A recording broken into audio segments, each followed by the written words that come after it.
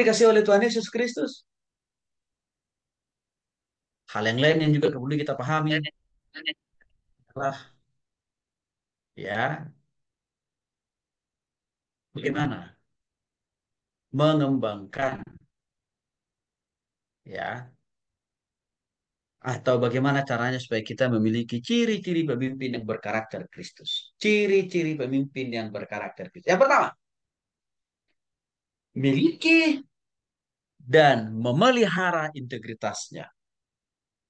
Sekali lagi Bapak Ibu dikasih oleh Tuhan Yesus Kristus, integritas itu adalah kesatuan isi hati, pikiran, perasaan, tindakan, dan perbuatan.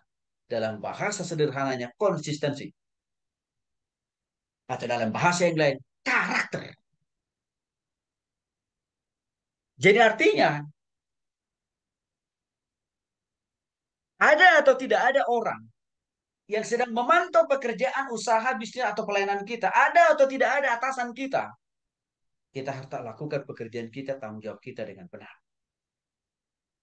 Jadi kita itu melakukan pekerjaan bukan karena takut diintip, diawasi oleh CCTV. Bukan Bapak Ibu. Itu namanya tidak berintegritas. Orang yang berintegritas. Ada CCTV atau tidak ada? Ada orang lain yang ada orang lain atau tidak ada orang lain atasan kita yang melihat apa yang kita kerjakan, kita lakukan pekerjaan kita seperti melakukannya untuk Tuhan. Contohnya, jujur di semua tempat, di semua situasi, di semua keadaan. Tidak pilih-pilih. Tidak hanya hari Minggu, tapi setiap detik, menit, jam, minggu, hari, bulan, dan tahun. Seorang yang memiliki integritas tidak pernah memakai topeng. Bukan dulu topengmu, ku mau lihat wajahmu. Kan ada lagu Dunia seperti itu ya. Soalnya itu maknanya berdalam Bapak Ibu. Lagu itu mau mengajarkan kita apa? Harus apa adanya. Jangan pakai topeng, jangan kamuflase, jangan munafik. Itu maksudnya lagu itu kan. Kita harus tampil apa adanya. Kita tidak hidup oleh karena kata orang atau oleh karena pencitraan. Bukan. Jadilah diri sendiri. Kapanpun, dimanapun dalam situasi apapun, tetaplah menjadi orang yang berintegritas. Tetaplah menjadi orang yang jujur, yang lurus, yang rajin, dan juga yang bersemangat. Orang yang memiliki integritas bisa dipercaya di semua bidang, dimanapun dia dipercaya. Karena ia jujur dan penuh dengan tanggung jawab. Dan saya yakin Bapak Ibu juga pasti lebih senang memiliki tim, bawahan, anak, karyawan, kalau orangnya jujur alias berintegritas. Seorang teman saya pengusaha curhat begini. Kalau beliau ini mau mencari atau merekrut karyawan baru, biasanya saya selalu dihubungi oleh beliau. Lalu suatu saat saya tanya begini, kenapa Bapak senang menghubungi dan minta tolong ke saya untuk merekomendasikan orang untuk jadi karyawan di tempat Bapak? Saya pernah tanya itu. Karena beberapa kali pernah saya rekomendasikan orang saya bimbing, orang saya bina kerja di perusahaan. Dia bilang begini, Pak Tony tahu nggak kenapa saya selalu minta tolong ke Pak Tony? Dan selalu saya bilang, pokoknya harus orang yang dilayani oleh Pak Tony. Dia bilang begini, berkali-kali dulu Pak Tony, saya membuka lowongan lewat koran, lewat media sosial. Jadi, dengan standar seperti biasa. Ya, S1, IPK-nya di atas 3, punya pengalaman, cerdas, dan lain sebagainya. Dan Pak Tony waktu itu, ada banyak orang yang mengirim lamaran. Dari ratusan orang. Lalu, saya kan hanya butuh 3 orang, Pak Tony. Terseleksi. Akhirnya yang lulus. Ya, hanya cuma 3 orang. Tapi tahu Pak Tony, 3 orang yang saya luluskan ini tidak berkarakter. Padahal Pak Tony mereka lulusan perguruan tinggi negeri terbaik di negeri ini. Salah satunya di mana Pak Tony tinggal. Saya udah nangkep lah itu maksudnya. Lulusan dari sana loh Pak. Dari tempat Pak Tony tinggal di Bandung katanya. Tapi tahu Pak Tony. Belum 3 bulan, tiga-tiganya udah saya pecat. Loh, Pak saya bilang, karena tidak berintegritas. Maksudnya gimana Pak? Tidak jujur orang. Sejak dari situ Pak Sudi, saya tidak mau buka iklan, berbuka luas, mencari karyawan. Saya diingatkan oleh Pak Tony. Ya, saya diingatkan Tuhan tentang Pak Tony. Pak Tony kan melayani para mahasiswa, membimbing para mahasiswa. Maka sejak itulah saya selalu minta, Pak Tony tolong siapkan Pak ya. Kalau ada mahasiswa Bapak yang sudah lulus sarjana, tolong Bapak rekomendasikan perusahaan kita siap menerima. Itu Pak alasan.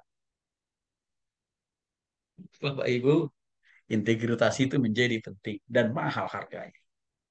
Di dalam dunia usaha, bahkan dalam dunia pelayanan.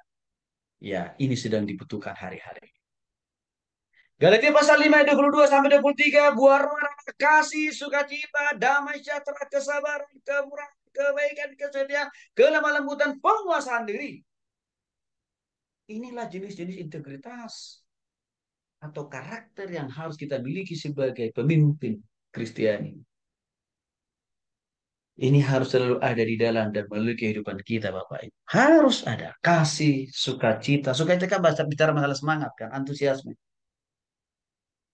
Ya, damai sejahtera artinya kehadiran kita itu harus menjadi berkat bagi orang lain. Sabar mengikuti proses Tuhan. Punya hati menolong orang lain. Itu sama dengan artinya apa? Kemurahan. Selalu berusaha melakukan yang terbaik dalam setiap pekerjaan dan tanggung jawab kita. Konsisten itu bicara masalah kesetiaan.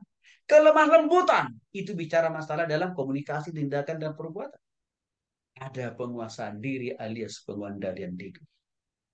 Tidak mudah terpancing oleh situasi dan kondisi. Kalau ini dimiliki oleh kita para pemimpin Kristen, walaupun kita dipercaya oleh Tuhan di dalam dunia usaha, pekerjaan, dan bisnis, apalagi dalam dunia pelayanan, pasti makin diberkati oleh Tuhan, Bapak Ibu. Dan saya kira kalau Bapak Ibu mencari karyawan atau staf, pasti membutuhkan karyawan yang punya karakter atau integritas seperti ini kan Bapak Ibu. Mari kita mulai dari dalam diri kita sendiri. Yang kedua, memiliki rasa aman dan damai di dalam Yesus Kristus. Artinya apa? Bisa bekerja sama dengan tim. Jangan justru keberadaan kita sebagai anggota tim di dalam sebuah pekerjaan, di dalam sebuah pelayanan, itu membuat orang lain resah dan gelisah. Karena kenapa kehadiran kita itu tidak menjadi berkat, Bapak Ibu? Kita harus menjadi orang yang bisa bekerja sama dengan siapa saja. Dengan latar belakang apa saja. Agama, suku, warna kulit. Kita harus bisa bekerja sama. Itu yang dimaksud dengan memiliki rasa aman dan damai dalam Kristus. Kita tidak boleh berpikir picik melihat kehadiran orang lain menjadi ancaman terbesar. Nggak boleh, Bapak Ibu. Tapi kita harus melihat kehadiran orang-orang di sekitar kita itu sebagai kawan sekerja.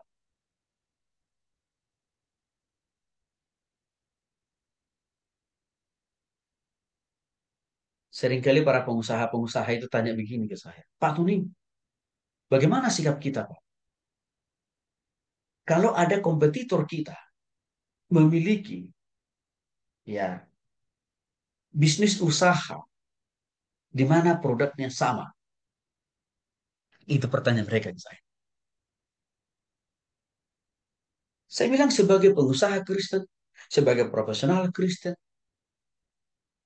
kehadiran orang-orang di sekitar kita walaupun mereka menjual produk yang sama, kita nggak usah iri. Kita nggak usah berpikir bagaimana caranya memusnahkan usaha dan bisnis orang itu. Nggak usah, Bapak Ibu. Karena itu menghalangi berkat Tuhan. Jadi gimana Pak Pendeta? Tingkatkan kualitas pelayanan kita kepada ya kepada konsumen. Tingkatkan kualitas produk yang akan kita hasilkan. Harus di atas kualitas pelayanan tetangga kita. Harus di atas kualitas produk yang ditawarkan oleh kompetitor kita. Harus di atas.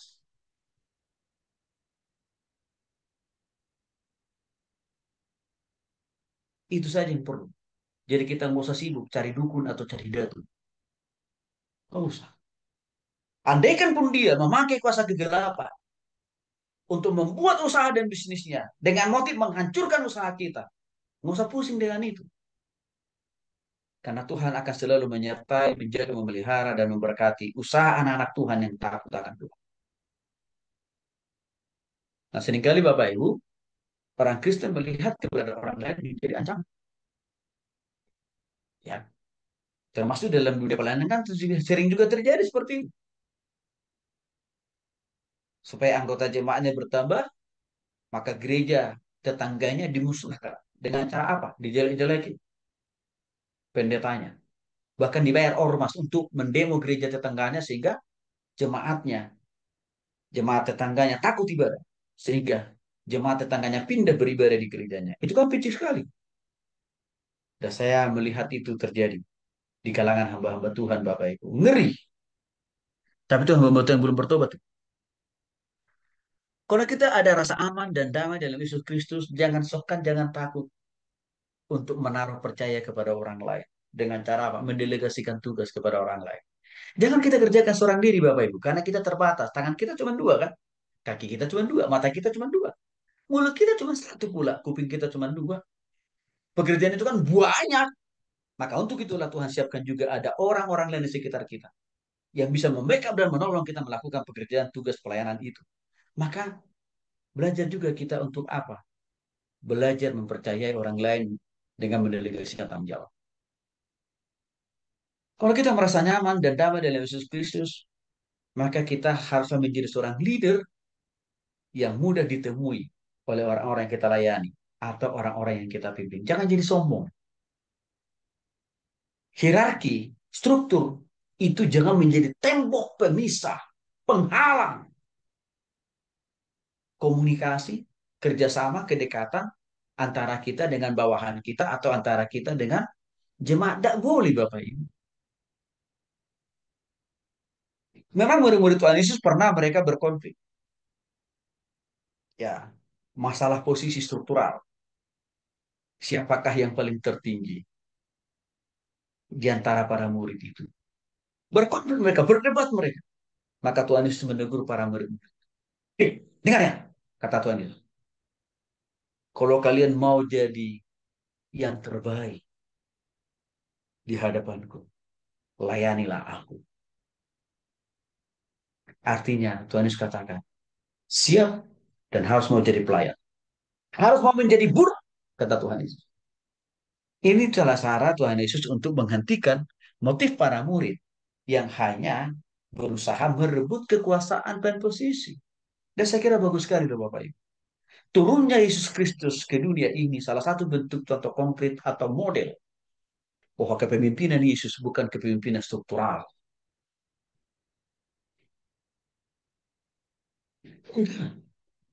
Kepemimpinan Yesus ini adalah kepemimpinan yang melayani, kepemimpinan yang menjadi hamba Bapak Ibu. Dia tidak menjadikan keposisinya, eksistensinya sebagai Tuhan, sebagai gap, sebagai jurang pemusah, atau sebagai tembok untuk menghalangi kita berkomunikasi dengan dia. Keberadaan Yesus yang maha kudus dan suci itu tidak menghalangi Tuhan itu dekat dengan manusia. Maka dia membuktikan itu dengan cara apa? Dia lahir ke muka bumi ini, lalu dia hidup dan melayani puluhan tahun. Nah, cuma kadang-kadang hamba-hamba Tuhan,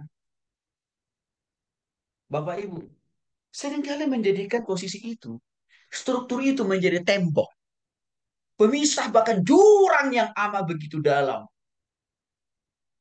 dan panjang untuk sulit ditemui oleh jemaah, untuk sulit berkomunikasi dengan jemaah. Dan ini menurut saya hamba Tuhan yang belum bertobat nih. Bapak Ibu dikasih oleh Tuhan Yesus, kita harus jadi pemimpin yang melayani.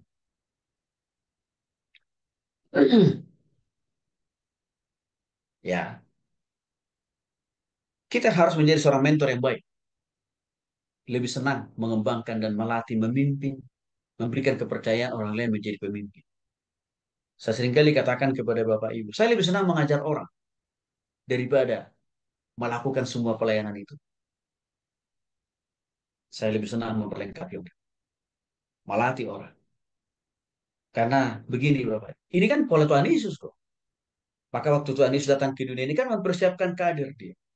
Melatih, membimbing, mempersiapkan para murid itu. Sehingga waktu Tuhan Yesus terangkat ke surga, yang kita peringati pada hari kebangkitan kemarin, misi penginjilan, misi pemuritan, misi pengembalaan, tetap jalan. Dilakukan oleh para murid itu. Nah, kita juga harus memiliki konsep ini Bapak Ibu di dalam memimpin orang. Jangan semuanya kita ambil alih. Jangan semuanya kita lakukan sendiri. Karena kenapa? Akan ada waktunya kita resign dari dunia ini Bapak Ibu. Maka kita perlu mempercayakan kepada orang. 1 Tesalonika 5:23. Semoga Allah damai sejahtera menguruskan kamu seluruhnya. Roh, jiwa, tubuhmu terpelihara dengan sempurna. Dan terus saja sampai kedatangan Tuhan Yesus yang kedua kali. Ini bicara masalah tentang bagaimana kita mengelola hati, jiwa, pikiran, dan tubuh kita untuk tidak ya menjadi pemilik tunggal pelayanan itu. Tetapi kita harus mempercayakan, membagi hati, pikiran, tenaga, jiwa kita untuk juga mengembangkan orang. Jadi kita memelihara moralitas dengan benar. Pemimpin yang bermoral akan terjaga, pasti akan selalu dihormati orang. Baik bawahannya, orang-orang dilayani. Bahkan kompetitornya pun akan tetap hormat kalau pemimpinnya itu tetap memiliki moral. Maka negara Amerika, Bapak Ibu, negara adik kuasa, sangat begitu memperhatikan penting tentang mahalnya karakter atau moral. Ada banyak kasus-kasus atau skandal yang terjadi dilakukan oleh beberapa presiden Amerika. Harus lengser karena masalah moral. Sebut saja contohnya Bapak Ibu. Mantan Presiden Amerika Serikat Richard Nixon harus lengser karena skandal. Ya, mau mempertahankan posisinya dengan cara-cara yang tidak demokratis. Clinton jatuh juga. Persoalannya apa? Karena masalah moral. Ya, perselingkuhan yang dilakukan. Donald Trump yang baru juga lengser kalah dalam pemilihan Amerika, Presiden Amerika. Nah, apa kasusnya? Karena dia berselingkuh dengan bintang film porno. Ya, moral ini mahal harganya juga, Pak. Maka untuk itulah sebenarnya kita mengingatkan kita, Bapak Ibu, ya, bahwa dalam 2 Timotius 2:22, sebab itu jauhilah hawa nafsu orang muda, kejarlah keadilan, kesetiaan, kasih, damai, bersama-sama dengan mereka yang berseru kepada Tuhan dengan hati yang murni. Bicara masalah moral, saya banyak tadi memberikan contoh para laki-laki ya. Tapi saya harus ingatkan juga para ibu-ibu. Bukan hanya para laki-laki atau bapak-bapak yang suka berselingkuh loh Bapak Ibu. Enggak. Ibu-ibu perempuan banyak hari-hari ini saya temukan berselingkuh. Beberapa kasus keluarga-keluarga yang saya layani. Ada memang suaminya yang berselingkuh. Tapi ada juga istrinya yang selingkuh Bapak Ibu. Coba bayangin Bapak Ibu. Dan yang lebih parah lagi. Ya, seorang istri supaya perselingkuhannya bisa berjalan dengan mulus, apa yang terjadi? Dia racuni suaminya, Bapak Ibu. Aduh, benar-benar. Zaman di mana kita sedang ada hari ini adalah di zaman edan. Kalau dulu orang berpikir hanya laki-laki yang suka berselingkuh, suka berzina. Enggak, di zaman sekarang semuanya. Baik perempuan, baik laki-laki, baik suami, baik istri. Perselingkuhan subur. Dan itu tidak hanya ada di dalam diri orang-orang yang bekerja di dunia profesional pengusaha, enggak. Di dunia pelayanan gerejawi pun selingkuhan juga muncul dan subur. Terjadi kok itu. Maka masalah ini Bapak Ibu harus kita jaga hati dan pikiran. Sering saya katakan begini. Suami harus menjaga, di samping suami harus jaga hati dan pikirannya. Suami juga harus menjaga hati dan pikiran, juga totalitas hidup istrinya. Supaya istrinya tidak selingkuh. Istri juga harus menjaga hati, pikiran, dan perasaannya. Sekalian juga dia harus menjaga totalitas tubuh suaminya. Supaya suaminya tidak selingkuh. Jadi dua-duanya harus sama-sama saling menjaga. Untuk itulah selalu saya katakan Bapak Ibu, komunikasi, keterbukaan, kesehatian, kepedulian di antara suami istri harus tetap dibangun dan dipelihara. Pagi, siang, malam. Jangan kita menganggap, suamiku pasti nggak selingkuh lah. Ini kan pernah dikatakan oleh seorang ibu. Jadi dia memandang rendah suaminya karena sudah agak tua memang. Lalu istrinya katakan begitu, siapalah perempuan yang mau sama suami saya? Udah tua, peot, jelek pula. Itu kata istrinya. Apa yang terjadi? Selingkuh loh suaminya.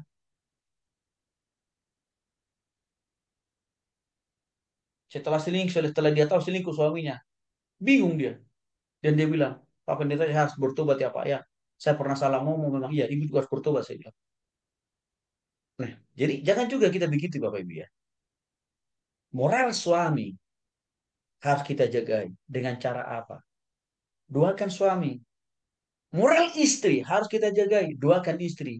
Dan juga ya jagai dia. Itu harus dua-duanya itu. Jadi saling menjaga itu menjadi penting Bapak Ibu. Saya berharap masalah moral ini harus clear dan clean dari diri kita, keluarga kita. Bapak Ibu. Karena sangat membahayakan. Dan persoalan yang begini tidak bisa diselesaikan Bapak Ibu hanya 2-3 hari nggak bisa. Yang berikutnya Bapak Ibu, yang harus kita miliki sebagai pemimpin Kristen, karakter Kristus yang harus kita miliki sebagai pemimpin Kristen dikatakan sini adalah rendah hati terhadap siapapun, dimanapun, dalam situasi apapun. Sebagai suami-suami kita nggak boleh menganggap, wah istri gue di bawah gue, suka-suka gue dan mau gue injak-injak, mau gue permalukan, nggak boleh Bapak Ibu. Suami juga harus menunjukkan sikap kerendahan hati terhadap istri. Istri-istri, kalaupun ibu-ibu punya penghasilan lebih tinggi, jabatan lebih tinggi, gelar lebih tinggi daripada suami kita, jangan sombong. Jangan sombong. Asal rendah hati. Ya, karena ini juga saya kira hari-hari ini menjadi salah satu sumber masalah juga, sumber konflik juga dalam keluarga. Karena istri merasa punya penghasilan lebih besar pula dari suami. Sehingga dia menjadi sombong sama suaminya. Lama-kelamaan, suami hilang rasa, hilang perhatian. Dan mulai cari apa pemuas pemenuh perasaannya di luar rumah. Setelah begitu, ruwet kan masalahnya Bapak Ibu. Rendah hati terhadap siapapun. Kita punya banyak contoh-contoh pemimpin dunia, termasuk di negeri kita ini, yang punya sikap hati, ya sangat bagus. Ya, kerendahan hati terhadap siapapun sangat bagus. Sebut saja contohnya misalkan mantan Perdana Menteri India, Mahatma Gandhi, persis seperti alanya Presiden Jokowi. Dia lebih senang untuk hidup bersama dengan rakyat, turun ke bawah, turun ke bawah, turun ke bawah, daripada hanya sekedar di belakang meja. Begitulah waktu kemarin Presiden Jokowi ketemu dengan para pendukungnya yang non-partai.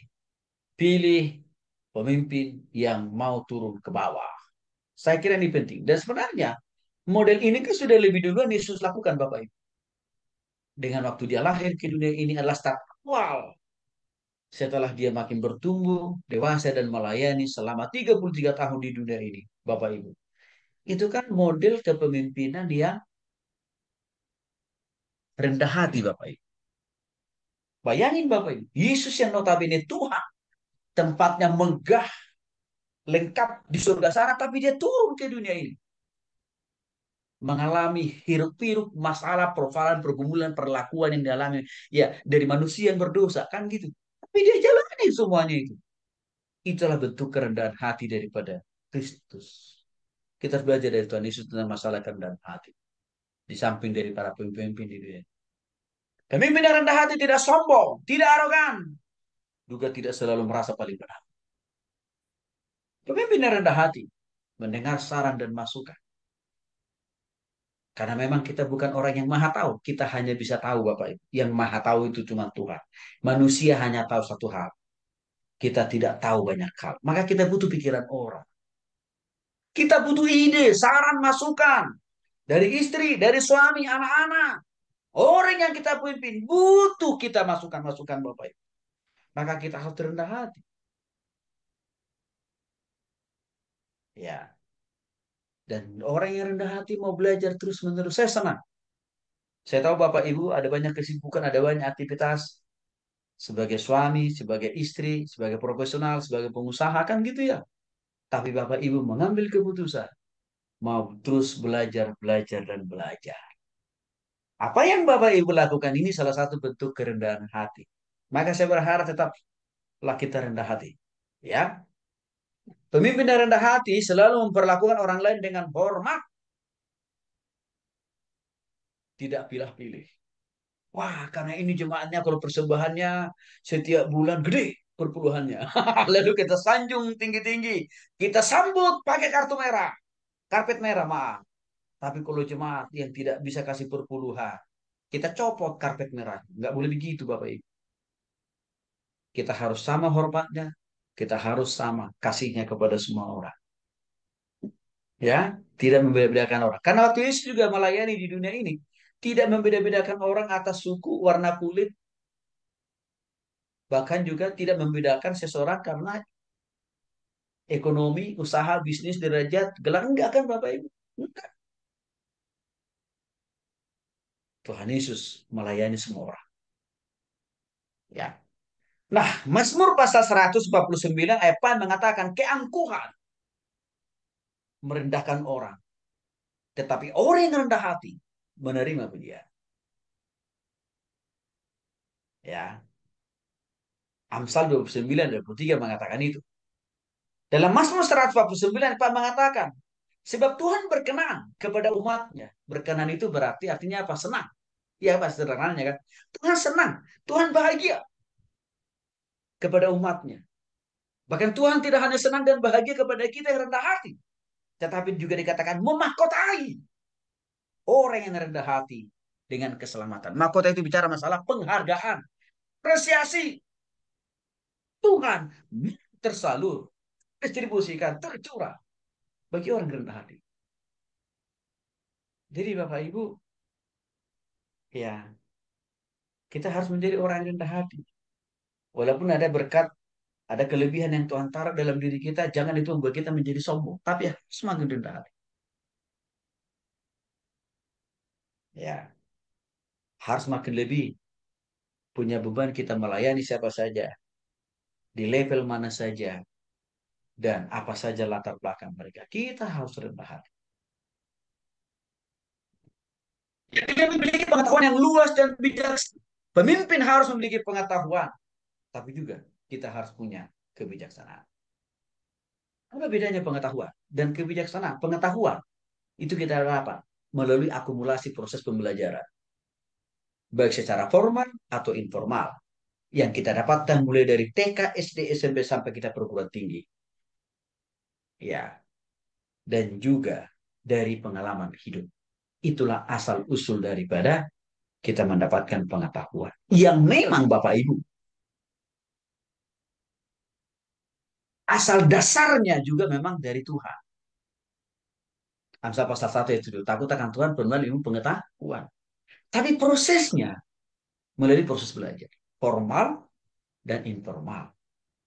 Tapi kebijaksanaan atau dalam bahasa lainnya hikmah itu kita dapat bukan melalui proses pembelajaran, tapi itu kita dapatkan melalui apa? Persekutuan kita dengan Tuhan. Maka untuk itu selalu saya mendorong Bapak Ibu Agio, jangan sampai kita menggadaikan, menghilangkan, menghapus konsistensi kita di dalam membaca firman Tuhan, di dalam bersaat teduh. Hanya karena kita sedang belajar teologi sekarang. Nggak boleh. Bapak Ibu, sampai hari ini Bapak Ibu, saya tidak pernah menghilangkan, meniadakan Persekutuan pribadi saya dengan Tuhan, saat teduh saya pribadi dengan Tuhan. Walaupun sibuk melayani, sibuk mengajar orang, dan menulis banyak buku. Bagi saya, persekutuan dengan Tuhan tidak bisa digadaikan, dipisahkan, digantikan dengan gelar atau apa. Tidak bisa, tidak bisa. Persekutuan pribadi. Itulah yang sebenarnya yang dimiliki oleh Salomo. Waktu dia masih dekat dan melekat kepada Tuhan. Maka Tuhan berikan dia hikmat atau kebijaksanaan. Dan kita lihat hasil yang sangat fenomenal dari kebijaksanaan atau hikmat yang diberikan Tuhan kepada Salomo. Waktu ada dua orang ibu bersengketa, berbutkan. Di mana ibu si A yang pertama mengatakan, itu adalah anakku. Ibu yang kedua mengatakan, itu juga anak gue. Bayangin Bapak Ibu, nggak sulit. Sulit sekali menyelesaikan persoalan itu. Kalau tidak pakai hikmat atau kebijaksanaan daripada Tuhan. Tetapi karena Tuhan sudah memperlengkapi Salomo dengan hikmat dan kebijaksanaan, maka Tuhan panggil kedua orang ibu itu. Oke, sekarang kalian berdua duduk sini. Bawa anak itu ke sini. Lalu anak itu ditaruh di semua meja dan sudah dipersiapkan tentara Salomo yang siap memotong badan anak itu dibagi dua. Lalu Salomo katakan, oke, supaya tercipta keadilan sosial. Hari ini, anak ini kita akan potong bagi dua.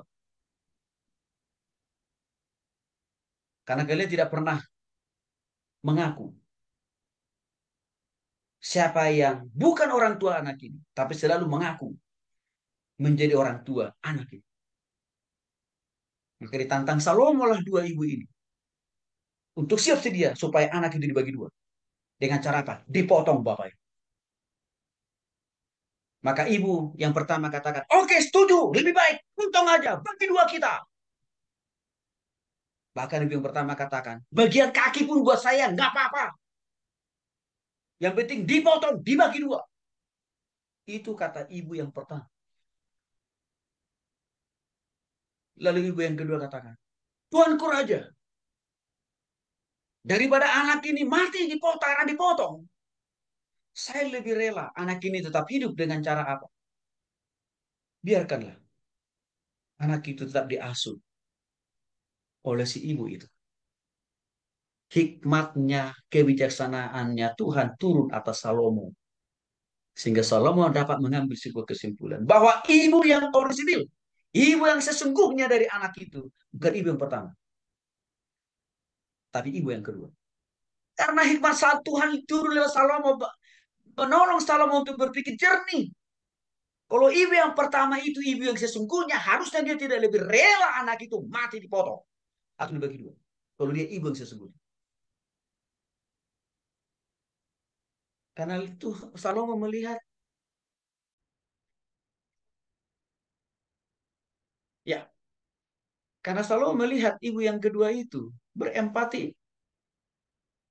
Hatinya hancur kalau sampai anak itu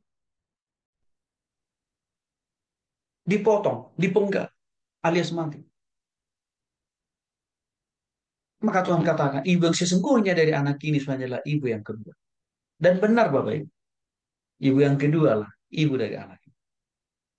Seringkali setiap hari, setiap saat, setiap waktu, dalam rumah tangga, dalam usaha, pekerjaan, bisnis kita, dalam pelayanan, kita diperhadapkan dengan keputusan yang penuh dengan dilematis. Tindakan yang sangat dilematis. Tapi Bapak Ibu tahu, kita diberikan kuasa oleh Tuhan untuk memiliki hikmat dan kebijaksanaan daripada Dia. Asal kita melihara persekutuan kita dengan Tuhan setiap waktu. Ini penting buat kita Bapak Ibu ya. Nah, Daniel pasal 12 ayat 3. Dan orang-orang bijaksana akan bercahaya seperti cahaya cakrawala. Dan yang telah menuntun banyak orang kepada kebenaran. Seperti bintang-bintang tetap untuk selama-lamanya. Orang-orang bijaksana bercahaya. Ya, seperti cakrawala. Artinya begini Bapak Ibu. Orang-orang yang punya hikmat dan kebijaksanaan dari Tuhan. Tidak ada keterbatasan dia untuk dipakai Tuhan mengambil keputusan tindakan yang benar. Nggak ada. Orang-orang yang mendapatkan hikmat dan kebijaksanaan daripada Tuhan dimampukan oleh Tuhan mengatasi persoalan pergumulan, tantangan dalam hidup. Itu hasil daripada kebijaksanaan. Yakobus pasal 3, Yakobus pasal 3 17 menekankan hal yang sama. Tetapi hikmat yang dari atas pertama-tama murni, selanjutnya pendamai dan peramah, penurut, penuh belas kasihan, dan buah yang baik, tidak memihak dan tidak munafik. Bapak Ibu yang dikasih oleh Tuhan Yesus Kristus, kita punya kemampuan, potensi dikasih oleh Tuhan. Lebih daripada hanya sekedar kita punya pengetahuan, itu apa? Kebijaksanaan. Bagaimana caranya mempertahankan, memelihara kebijaksanaan atau hikmat yang daripada Tuhan itu? Persekutuan kita pribadi harus tetap menjalan. Harus tetap konsisten kita lakukan, Bapak. Walaupun kita sudah dibombardir dengan berbagai aktivitas pekerjaan tanggung jawab lain, tapi persekutuan pribadi harus tak dijaga dan dipelihara. Untuk itu saya katakan tadi, saya tidak pernah mau menggantikan, menggadaikan saat hidup saya dengan Tuhan dengan semua hal yang lain. Saya tidak mau. Saya tetap pertahankan bagaimanapun caranya. Karena saya selalu butuh hikmat yang dari Tuhan. Pemahaman pengertian yang daripada Tuhan. Dalam mengambil keputusan, melakukan segala sesuatu. Miliki kedisiplinan yang keenam, yang tinggi. Terutama mendisiplinkan diri kita sendiri. Apa artinya kedisiplinan diri sendiri? Kemampuan memimpin diri kita sendiri. Bahkan saya sering katakan begini, Bapak. Sebelum kita memimpin orang lain, buktikan dulu bahwa kita sudah lulus mampu memimpin diri sendiri. Seorang pemimpin tidak akan pernah berhasil memimpin orang lain kalau dia tidak bisa memimpin dirinya sendiri. Hal yang pertama yang harus kita punya dalam hal memimpin diri sendiri di sini adalah kedisiplinan, yaitu kemampuan mengelola waktu, tenaga, pikiran. Termasuk juga apa? Uang dan semua berkat-berkat lain yang Tuhan berikan. Kita harus mampu dulu mengelola itu, memanfaatkan itu, mempergunakan itu dengan disiplin, dengan apa? Konsisten sesuai dengan Tuhan kita. Sehingga kemampuan memimpin diri sendiri ini akan menolong kita memimpin orang lain.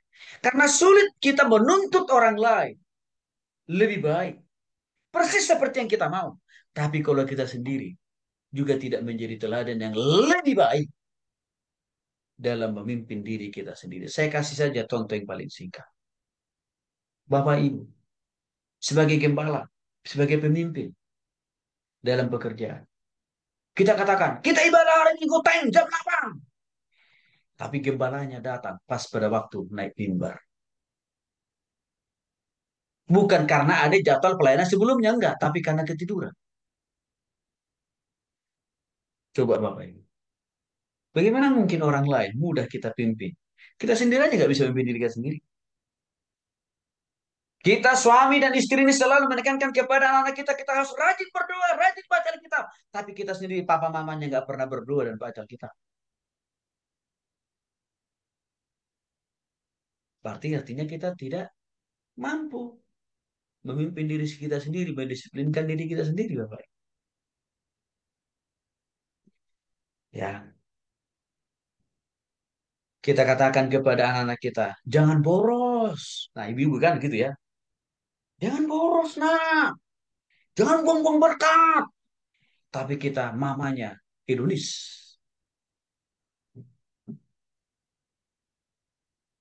Ya, buang-buang berkat Tuhan. Itu kan juga menunjukkan model kepemimpinan yang tidak baik. Kita lagi-lagi melarang anak kita, jangan merokok kau ya. Tapi kita sendiri merokok juga. Itu namanya model pemimpin yang tidak baik. Anak-anak saya tidak perlu ngomong ke mereka, jangan merokok. Karena dilihat bapak mamanya juga nggak merokok. Saya nggak perlu khotbah mereka tiap-tiap hari. Jangan boros-boros. Karena mereka lihat papa mamanya juga tidak boros kok. Saya juga tidak terlalu capek untuk mengkhotbahin anak saya. Rajin belajar, rajin belajar. Nggak usah berbusa-busa saya ingatin itu. Karena dia lihat, bapaknya pun juga. Ya, masih toh juga belajar kok. Masih toh juga baca buku. Masih toh juga persiapan kok. Walaupun tidak ada yang memerintah. Bapak Ibu dikasih oleh Tuhan Yesus yang saya katakan adalah kepemimpinan pribadi harus lulus kita dulu. Terutama dalam masalah kedisiplinan. Bapak Ibu dikasih oleh Tuhan Yesus Kristus ini menjadi penting buat kita. Kolose pasal 4 ayat 5, hiduplah dengan penuh hikmat terhadap orang-orang luar. Pergunakanlah waktu yang ada. Disiplinkan diri kita sendiri dulu. Dalam semua aspek dalam kehidupan kita. Disiplin dalam berdoa, disiplin dalam baca Alkitab, disiplin dalam kekudusan, disiplin dalam kesucian, disiplin dalam melakukan tugas tanggung jawab kita sebagai orang tua. Maka anak itu akan melihat, oh iya ya, bapak saya sangat disiplin banget mempergunakan waktu. Maka saya juga harus disiplin. Ini penting loh Bapak Ibu. Saya sering katakan salah satu khotbah yang paling berpengaruh atau ajaran yang paling berpengaruh untuk mengubah hidup banyak orang. Salah satunya adalah khotbah yang khotbah atau pengajaran yang kita praktekin Bapak Ibu, yang kita lakuin.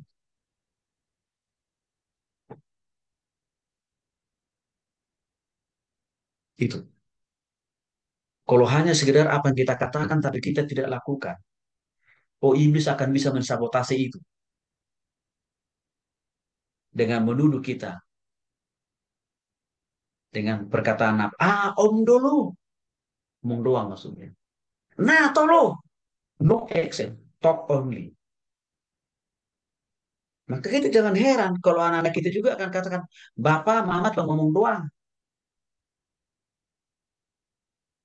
Miliki disiplin yang tinggi. Salah satu contoh bagaimana kita memimpin diri kita sendiri. Ya, berani mengambil keputusan dan menanggung resiko. Pemimpin harus berani, harus punya nyali. Karena keberanian itulah yang memilih kita, menjadikan kita menjadi seorang pribadi yang layak dipercaya untuk memimpin dan mengarahkan mereka